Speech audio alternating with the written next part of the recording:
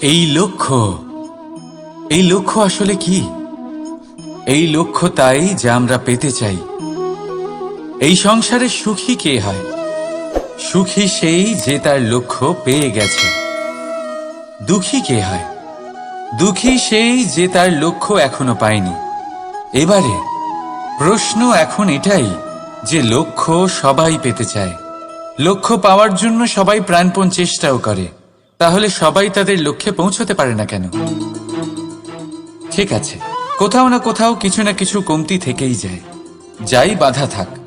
আজকে আমি আপনাকে একটা উপায় বলবো এই লক্ষ্য পাওয়ার জন্য। একটা কাগজ নিন, তাতে একটা চিহ্ন বানান, সেটাই হবে আপনার লক্ষ্য। এবারে সেই লক্ষ্যে পৌঁছানোর একটা পথ বানান। এবারে এই যাত্রাকে ভিন্ন ভিন্ন ভাগে বিভাজন করে দিন। এবারে এটা হলো আপনার পরিকল্পনা। এবার এই পরিকল্পনা ক্রমানুসারে আপনি পালন করতে থাকুন, এটাই হবে আপনার চেষ্টা। এবার এইভাবে যদি আপনি চেষ্টা করতে থাকেন, যাই আপনার কল্পনা হোক না কেন তা বাস্তব অবশ্যই হবে। তাহলে এই কল্পনাকে বাস্তবে রূপান্তরিত করুন। এইভাবেই নিজের পরিকল্পনা পালন করতে থাকুন। আপনার যাই কল্পনা থাকুক বা যাই লক্ষ্য থাকুক, তা বাস্তবে পরিণত হয়ে আপনার হাতে অবশ্যই আসবে। রাধা রাধা দিচ্ছি যাতে আপনি বুঝতে পারেন যে ক্রোধ আপনার জন্য ভালো কি না। যদি কারোর সাথে অন্যায় হয় আর এটা দেখে আপনার ক্রোধ হয়, আর এই ক্রোধ আপনাকে তার সাহায্য করতে প্রেরণা যোগায়, তাহলে এই ক্রোধ অবশ্যই ভালো। যদি কোথাও আপনি দেখেন যে কোনো নারীর উপরে অত্যাচার হচ্ছে আর সেটা দেখে আপনার ক্রোধ হয়, আর এই ক্রোধ আপনাকে তার সাহায্য করতে সাহস যোগায়, তাহলে এই ক্রোধ অবশ্যই ভালো।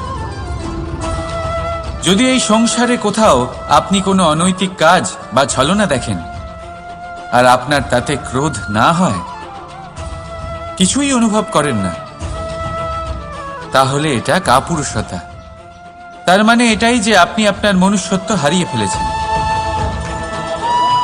তাই এটা বোঝার চেষ্টা করুন, আপনার ক্রোধের তেজের ব্যবহারের ওপরে নির্ভরশীল হলো এই ক্রোধ আপনার জন্য পাপের সমান, নাকি এই ক্রোধ আপনার জন্য পুণ্যের স্থাপক।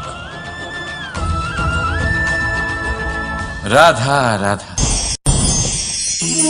অভিমান, আত্মসম্মান, অহংকার, দেখতে গেলে এই তিনটি শব্দ ভিন্ন ভিন্ন, কিন্তু এর মূল আধার একই, আত্মসম্মান।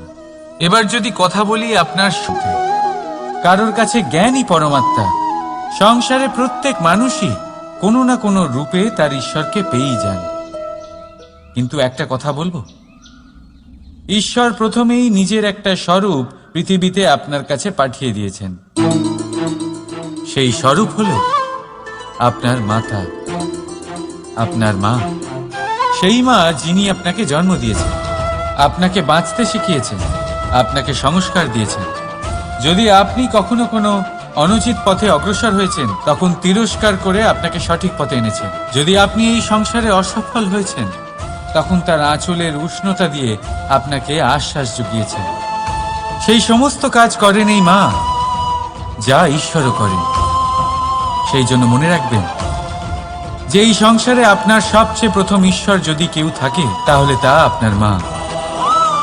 প্রত্যেক প্রতিমাতে ঈশ্বর নাই থাকতে পারে, কিন্তু প্রত্যেক মায়ের মধ্যে ঈশ্বর অবশ্যই থাকে। রাধা রাধা। আপনি নিশ্চয়ই দেখে থাকবেন যে প্রদীপের নিচে অন্ধকার থাকে। যে প্রদীপ সংসারকে আলোকিত করে, সেই প্রদীপের নিচেই অন্ধকার।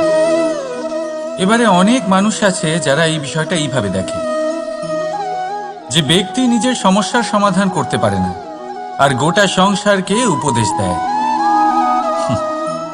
কিন্তু এইটা দেখার আরো একটা দৃষ্টিভঙ্গি আছে, আর সেটা হচ্ছে যে স্বয়ং জ্বলে সংসারকে আলোকিত শুধু সেই করতে পারে যা রাধার বড়ই শীতল হয়। এই সংসারের পথপ্রদর্শক সেই হতে পারে এই সংসারকে দিশা সেই দেখাতে পারে যার মধ্যে সন্তোষ। রাধা রাধা। এই প্রদীপ দেখতে পাচ্ছেন আপনি, নিজেও জ্বলে আর এই বাতিকেও জ্বালিয়ে রাখে, আর এই সংসারকে প্রদান করে প্রকাশ। অন্ধকারাচ্ছন্ন ব্যক্তিকে প্রদান করে আশার আলো। কিন্তু এটা কখনো ভাবে না যে সেই মাটি কেমন হবে যা দিয়ে এটা তৈরি করা হয়েছে, সেই কুমোর কেমন হবে যে একে আকার দিয়েছে। ভাবে না যে একে কিনেছে তার বাড়ি কেমন হবে, তা কতটা সুসজ্জিত। কিচ্ছু নয়, সুপরিচয় তৈরি করুন। রাধা রাধা। এই সংসারে প্রত্যেক ব্যক্তি বড় কিছু করতে চায়, না কমতি থাকে তাদের চেষ্টায়। তাহলে কেন এরা পিছিয়ে পড়ে? এর উত্তর বড়ই সরল। এই সংসার আপনাদের বলি কিভাবে।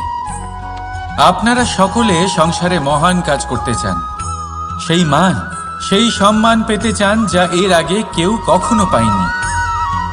কিন্তু আপনার সমস্যা এটাও যে এই কাজে সংসার আপনার সাথে থাকছে না। বড়ই অদ্ভুত ব্যাপার। দেখুন, ভুলে যান গোটা সংসারকে, জীবনে একা একা এগিয়ে চলুন। গঙ্গোত্রী থেকে যখন একটি জলের ফোঁটা বেরোয় তখন সেটা শুধু এক বিন্দু জল। তারপরে যখন সে তার যাত্রা শুরু করে অন্য জলের ফোঁটার সাথে মিশে, তখন সে স্রোতে পরিণত হয়, গঙ্গাতে পরিণত হয়। যদি আপনি জীবনে এগোতে চান তাহলে একলা এগোতে শিখুন, নির্ভীক হয়ে, সাহসের সাথে, ধনাত্মক চিন্তা নিয়ে জীবনে এগিয়ে চলুন, একা এগিয়ে চলুন। আর দেখবেন সেই মান, সেই সম্মান আপনার জন্যই অপেক্ষা করে আছে। রাধা রাধা। কর্ম। মানুষ সর্বদা কর্ম করতে থাকে, আর আসল চেহারা যদি জানতে হয় তাকে স্বাধীনতা দিয়ে দেখুন। যদি কারোর মনের শুদ্ধতা জানতে হয় তাহলে তাকে ঋণ দিন। যদি কারোর গুণ জানতে হয় তাহলে তার সাথে একসঙ্গে বসে ভোজন করুন। যদি কারোর ধৈর্যের পরীক্ষা নিতে হয় তাহলে তাকে তার প্রিয় কাজ করতে বারণ করে দেখুন। যদি কারোর ভালো দিক জানতে হয় তাহলে তার থেকে পরামর্শ নিয়ে দেখুন। এক অনুভূতির বদলে অন্য এক অনুভূতি বিনিময় করতে হয়। কিন্তু এই সংসারে একটাই এমন অনুভূতি আছে যেটা দেখার জন্য, যেটা পাওয়ার জন্য আপনাকেও ঠিক সেই অনুভূতিটাই দিতে হবে, আর সেটা হলো প্রেম। যদি কারোর ভালোবাসা দেখতে হয় তাহলে তাকে নিঃস্বার্থ ভালোবাসা দিন। যদি কারোর থেকে ভালোবাসা পেতে চান তাহলে তাকে নিঃস্বার্থ পরিশুদ্ধ ভালোবাসা দিন। রাধা রাধা। কথায় আছে, সময়ের পূর্বে আর ভাগ্যের বেশি কেউ কিছুই পায় না। এবার এর মানে কি এটাই যে আপনি শুধুমাত্র সময়ের অপেক্ষা করবেন, সবকিছু নিজের ভাগ্যের ওপর আর কপালের ওপরে ছেড়ে দেবেন, নিজে কিছুই করবেন না? যদি আপনি এরকম করেন তাহলে আপনি একটা বস্তু অবশ্যই পাবেন, নিরাশা, অসফলতা। এবারে আপনি বলবেন, যদি সবকিছুই ভাগ্য আর সময়ের ওপরে নির্ভরশীল হয় তাহলে আমরা কি বা করতে পারি? করতে পারেন চেষ্টা, পরিশ্রম। এই চেষ্টাই আপনার জীবনে সেই সময়কে আপনার কাছে টেনে নিয়ে আসে, সেই সময়ে যার অপেক্ষা আপনি করছেন। আর এই ভাগ্য তার সামনেই নত হয় যে সর্বদা পরিশ্রম করতে থাকে। রাধা রাধা। এই পদ্মফুল দেখতে পাচ্ছেন? এর অভ্যেস হলো জলস্তরের ওপরে ভাসা। সেই জন্য জলাশয়ের জলস্তর যখন বৃদ্ধি পায়, এই যে ফুলের কাণ্ড দেখছেন সেটাও বাড়তে থাকে, যাতে এই ফুল জলস্তরের ওপরে থাকে। কিন্তু যখন সেই জলাশয়ের জলস্তর নামতে থাকে, সেই কাণ্ড নিজেকে ছোট করতে পারে না। আর এই ফুল নিজের ভারে নিজেই ভেঙে পড়ে। এবার এটা আমাদের সাথেও হয়। সময়ের সাথে আমরা জীবনে যত সাফল্য পাই, আমাদের জীবনের স্তর বাড়তে থাকে। আর যখন আমাদের সংস্থান কমতে থাকে, আমরা সেই জীবন স্তর ছাড়তে পারি না, আর শেষ পর্যন্ত সেই জীবন স্তরের কারণেই ভারাক্রান্ত হয়ে শেষ হয়ে যায়। সেই জন্য যদি কিছু রাখতে হয়, তাহলে তা হলো দৃষ্টিভঙ্গি। সাধারণভাবে জীবন যাপন করতে শিখুন। সময়ের চক্রও আপনাকে মাত দিতে পারবে না। রাধা রাধা। এই লক্ষ্য আসলে কি? এই লক্ষ্য তাই যা আমরা পেতে চাই। এই সংসারে সুখী কে হয়? লক্ষ্য সবাই পেতে চায়। লক্ষ্য পাওয়ার জন্য সবাই প্রাণপণ চেষ্টাও করে। তাহলে সবাই তাদের লক্ষ্যে পৌঁছতে পারে না কেন? ঠিক আছে, কোথাও না কোথাও কিছু না কিছু কমতি থেকেই যায়। যাই বাধা থাক, আজকে আমি আপনাকে একটা উপায় বলবো। এই লক্ষ্য পাওয়ার জন্য একটা কাগজ নিন, তাতে একটা চিহ্ন বানান, সেটাই হবে আপনার লক্ষ্য। এবারে সেই লক্ষ্যে পৌঁছানোর একটা পথ বানান। এবারে এই যাত্রাকে ভিন্ন ভিন্ন ভাগে বিভাজন করে দিন। এবারে এটা হলো আপনার পরিকল্পনা। এবার এই পরিকল্পনা ক্রমানুসারে আপনি পালন করতে থাকুন। এটাই হবে আপনার চেষ্টা। এবার এইভাবে যদি আপনি চেষ্টা করতে থাকেন, যাই আপনার কল্পনা হোক না কেন, তা বাস্তব অবশ্যই হবে। তাহলে এই কল্পনাকে বাস্তবে রূপান্তরিত করুন। এইভাবেই নিজের পরিকল্পনা পালন করতে থাকুন। আপনার যাই কল্পনা থাকুক বা যাই লক্ষ্য থাকুক, তা বাস্তবে পরিণত হয়ে আপনার হাতে অবশ্যই আসবে। রাধা রাধা। মোহ। শাস্ত্রে লেখা আছে যে মোহ শুধু সেই ব্যক্তিকেই নয়, বরং সেই আরেক ব্যক্তিকেও বিনাশ করে দেয় যার ওপরে সেই মোহ আছে। এবারে লোকে কি করেন, এই শাস্ত্রে লেখা কথাগুলি শুধু শাব্দিক অর্থে নেন। এই মোহ, দেখুন, এটা শুভও হতে পারে, শুধু এর রূপ ভিন্ন ভিন্ন হয়। এটা ভালো করে বুঝতে হবে। এবারে মোহ যদি কোনো বস্তুর উপরে থাকে, তাহলে তা লালসা হয়ে যায়। মোহ কোনো বিশেষ ব্যক্তির উপরে হয়ে গেলে তা প্রেম নয়, আকর্ষণ হয়ে যায়। মোহ কোনো চাইবেন। ভেবে দেখুন, সিদ্ধান্ত আপনার। রাধা রাধা। নিয়ে আপনার বিচারধারা। তাহলে আত্মসম্মান হলো একটা গুণ। যদি এইভাবে বলা হয় যে আমি এই কার্য কারোর সাহায্য ছাড়া, সহযোগিতা ছাড়াও করতে পারি, তাহলে এটা আত্মসম্মান, আর এটা সঠিক। যদি এভাবে বলা হয় যে আমি এই কার্য কারোর সাহায্য ছাড়াই বা কারোর সহযোগিতা ছাড়াই করে ফেলেছি, তাহলে এটা অভিমান, এটাও সঠিক। কিন্তু এই কার্য শুধুমাত্র আমিই করতে পারি আর কেউ নয়, এটা অহংকার।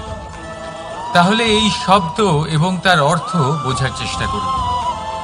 জীবন ধারণের এক নতুন পথ খুঁজে পাবেন। রাধা রাধা। সংসারে প্রত্যেক ব্যক্তি কোনো না কোনো রূপে ঈশ্বরকে মানে। কেউ মূর্তি রূপে, তো কেউ তত্ত্ব রূপে, কেউ ভাবনা রূপে, আবার কেউ স্বভাব রূপে। কেউ নিজের মধ্যে পরমাত্মা খোঁজে, আবার কেউ অন্যের মধ্যে। কারোর কাছে জ্ঞানই পরমাত্মা। সংসারে প্রত্যেক মানুষই কোনো না কোনো রূপে তার ঈশ্বরকে পেয়েই যান। কিন্তু একটা কথা বলবো, ঈশ্বর প্রথমেই নিজের একটা স্বরূপ পৃথিবীতে আপনার কাছে পাঠিয়ে দিয়েছেন। সেই স্বরূপ হলো আপনার মাতা, আপনার মা। সেই মা যিনি আপনাকে জন্ম দিয়েছেন, আপনাকে বাঁচতে শিখিয়েছেন, আপনাকে সংস্কার দিয়েছেন। যদি আপনি কখনো কোনো অনুচিত পথে অগ্রসর হয়েছেন, তখন তিরস্কার করে আপনাকে সঠিক পথে এনেছেন। যদি আপনি এই সংসারে অসফল হয়েছেন, তখন তার আঁচলের উষ্ণতা দিয়ে আপনাকে আশ্বাস জুগিয়েছেন। সেই সমস্ত কাজ করেন এই মা যা ঈশ্বরও করেন। সেই জন্য মনে রাখবেন যে এই সংসারে আপনার সবচেয়ে প্রথম ঈশ্বর যদি কেউ থাকে তাহলে তা আপনার মা। প্রত্যেক প্রতিমাতে ঈশ্বর নাই থাকতে পারে, কিন্তু প্রত্যেক মায়ের মধ্যে ঈশ্বর অবশ্যই থাকে। রাধা রাধা। আপনি নিশ্চয়ই দেখে থাকবেন যে প্রদীপের নিচে অন্ধকার থাকে। যে প্রদীপ সংসারকে আলোকিত করে সেই প্রদীপের নিচেই অন্ধকার। এবারে অনেক মানুষ আছে যারা এই বিষয়টা এইভাবে দেখে যে ব্যক্তি নিজের সমস্যার সমাধান করতে পারে না আর গোটা সংসারকে উপদেশ দেয়। কিন্তু এইটা দেখার আরো একটা দৃষ্টিভঙ্গি আছে, আর সেটা হচ্ছে যে স্বয়ং জ্বলে সংসারকে আলোকিত শুধু সেই করতে পারে যা রাধার বড়ই শীতল হয়। এই সংসারের পথপ্রদর্শক সেই হতে পারে, এই সংসারকে দিশা সেই দেখাতে পারে যার মধ্যে সন্তোষ। রাধা রাধা। এই প্রদীপ দেখতে পাচ্ছেন আপনি, নিজেও জ্বলে আর এই বাতিকেও জ্বালিয়ে রাখে, কিন্তু কিছু মানুষ অসফল হয় কেন? এটাই আমার প্রশ্ন। না তো তাদের ইচ্ছেতে কোনো কমতি থাকে, না কমতি থাকে তাদের চেষ্টায়। তাহলে কেন এরা পিছিয়ে পড়ে? এর উত্তর বড়ই সরল। এই সংসার আপনাদের বলি কিভাবে। আপনারা সকলে সংসারে মহান কাজ করতে চান, সেই মান সেই সম্মান পেতে চান যা এর আগে কেউ কখনো পায়নি। কিন্তু আপনার সমস্যা এটাও যে এই কাজে সংসার আপনার সাথে থাকছে না। বড়ই অদ্ভুত ব্যাপার। দেখুন, ভুলে যান গোটা সংসারকে, জীবনে একা একা এগিয়ে চলুন। জন্যই অপেক্ষা করে আছে। রাধা রাধা। কর্ম। মানুষ সর্বদা কর্ম করতে থাকে, আর এই কর্মের জন্যই সে মান, সম্মান, ধন, প্রতিষ্ঠা লাভ করে। এবার মানুষ সবসময় চেষ্টা করে যাতে সে ভালো কর্ম করে যায়। তাহলে আপনাকে বলি, শুধু ভালো কর্ম করাই আবশ্যক নয়, তার থেকে বেশি জরুরি হলো এই খারাপ কর্মকে বোঝা আর তার থেকে দূরে থাকা। কারণ যখনই আপনি কোনো সঠিক কাজ করেন বা ভালো কাজ করেন, কেউ তা মনে রাখে না। কিন্তু এই সংসারে বিষয়টা হলো এরকম, আপনি একটা খারাপ কর্ম করুন আর সেটা সবার মনে থাকে। এই খারাপ কর্ম কাজলের এক কৌটোর মতো হয়। আপনি যতই চেষ্টা করুন বাঁচিয়ে ব্যবহার করার, কিন্তু এই কালিমা কোথাও না কোথাও অবশ্যই লেগে থাকে। সেই জন্য জীবনে ভালো কর্ম অবশ্যই করুন, কিন্তু তার থেকেও বেশি জরুরি হলো এই খারাপ কর্মের থেকে দূরত্ব বজায় রাখা, আর এটা অবশ্যই করবেন। রাধা রাধা। সংসারে সমস্ত জায়গায় এই ব্যবসা চলতে থাকে। কারোর আসল চেহারা যদি জানতে হয়, তাকে স্বাধীনতা দিয়ে দেখুন। যদি কারোর মনের শুদ্ধতা জানতে হয়, তাহলে তাকে ঋণ দিন। যদি কারোর গুণ জানতে হয়, তাহলে তার সাথে একসঙ্গে বসে ভোজন করুন। যদি কারোর ধৈর্যের পরীক্ষা নিতে হয়, তাহলে তাকে তার প্রিয় কাজ করতে বারণ করে দেখুন। যদি কারোর ভালো দিক জানতে হয়, তাহলে তার থেকে পরামর্শ নিয়ে দেখুন। এক অনুভূতির বদলে অন্য এক অনুভূতি বিনিময় করতে হয়। কিন্তু এই সংসারে একটাই এমন অনুভূতি আছে যেটা দেখার জন্য, যেটা পাওয়ার জন্য আপনাকেও ঠিক সেই অনুভূতিটাই দিতে হবে, আর সেটা হলো প্রেম। যদি কারোর ভালোবাসা দেখতে হয়, তাহলে তাকে নিঃস্বার্থ ভালোবাসা দিন। যদি কারোর থেকে ভালোবাসা পেতে চান, তাহলে তাকে নিঃস্বার্থ পরিশুদ্ধ ভালোবাসা দিন। রাধা রাধা। কথায় আছে, সময়ের পূর্বে আর ভাগ্যের বেশি কেউ কিছুই পায় না। এবার এর মানে কি এটাই যে আপনি শুধুমাত্র সময়ের অপেক্ষা করবেন, সবকিছু নিজের ভাগ্যের ওপর আর কপালের ওপরে ছেড়ে দেবেন, নিজে কিছুই করবেন না? যদি আপনি এরকম করেন তাহলে আপনি একটা বস্তু অবশ্যই পাবেন: নিরাশা, অসফলতা। এবারে আপনি বলবেন, যদি সবকিছুই ভাগ্য আর সময়ের ওপরে নির্ভরশীল হয় তাহলে আমরা কি বা করতে পারি? করতে পারেন চেষ্টা, পরিশ্রম। এই চেষ্টাই আপনার জীবনে সেই সময়কে আপনার কাছে টেনে নিয়ে আসে, সেই সময়ে যার অপেক্ষা আপনি করছেন। আর এই ভাগ্য তার সামনেই নত হয় যে সর্বদা পরিশ্রম করতে থাকে। রাধা রাধা। এই পদ্মফুল দেখতে পাচ্ছেন? এর অভ্যেস হলো জলস্তরের ওপরে ভাসা। সেই জন্য জলাশয়ের জলস্তর যখন বৃদ্ধি পায়, এই যে ফুলের কাণ্ড দেখছেন সেটাও বাড়তে থাকে, যাতে এই ফুল জলস্তরের ওপরে থাকে। কিন্তু যখন সেই জলাশয়ে জলস্তর নামতে থাকে, সেই কাণ্ড নিজেকে ছোট করতে পারে না, আর এই ফুল নিজের ভারে নিজেই ভেঙে পড়ে। এবার এটা আমাদের সাথেও হয়। সময়ের সাথে আমরা জীবনে যত সাফল্য পাই, আমাদের জীবনের স্তর বাড়তে থাকে। আর যখন আমাদের সংস্থান কমতে থাকে, আমরা সেই জীবন স্তর ছাড়তে পারি না, আর শেষ পর্যন্ত সেই জীবন স্তরের কারণেই ভারাক্রান্ত হয়ে শেষ হয়ে যাই। সেই জন্য যদি কিছু রাখতে হয় তাহলে তা হলো দৃষ্টিভঙ্গি। সাধারণভাবে জীবন যাপন করতে শিখুন, সময়ের চক্রও আপনাকে মাত দিতে পারবে না। রাধা রাধা। এই লক্ষ্য আসলে কি? এই লক্ষ্য তাই যা আমরা পেতে চাই। পাওয়ার জন্য সবাই প্রাণপণ চেষ্টাও করে, তাহলে সবাই তাদের লক্ষ্যে পৌঁছতে পারে না কেন? ঠিক আছে, কোথাও না কোথাও কিছু না কিছু কমতি থেকেই যায়, যাই বাধা থাক। আজকে আমি আপনাকে একটা উপায় বলবো এই লক্ষ্য পাওয়ার জন্য। একটা কাগজ নিন, তাতে একটা চিহ্ন বানান, সেটাই হবে আপনার লক্ষ্য। এবারে সেই লক্ষ্যে পৌঁছানোর একটা পথ বানান। এবারে এই যাত্রাকে ভিন্ন ভিন্ন ভাগে বিভাজন করে দিন। এবারে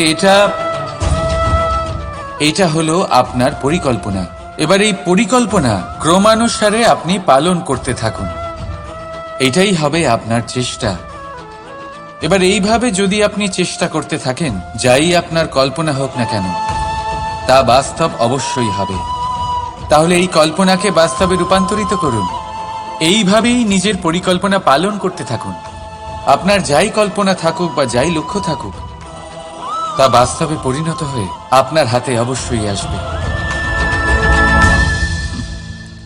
রাধা রাধা।